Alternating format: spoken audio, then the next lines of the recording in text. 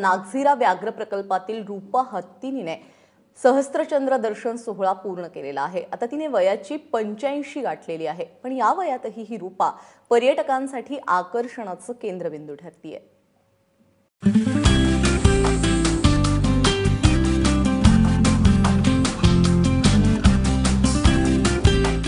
रूपा डौलदार कमानी करणारी हत्ती।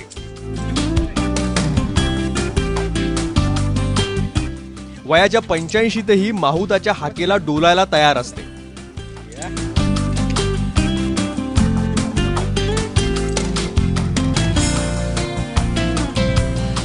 नवेगाव अभयारण्य पशुपक्ष्यांनी समृद्ध आहे।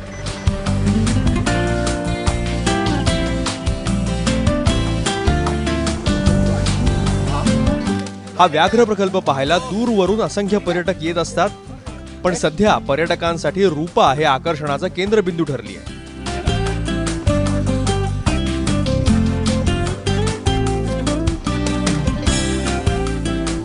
म्हणजे 1930-31च्या जवळपास तिचा जन्म झालेला आहे आणि त्यानंतर लहान असतानाच तिला नागझिरा गडचिरोलीवरून नागझिरा इथे आणण्यात आलं होतं।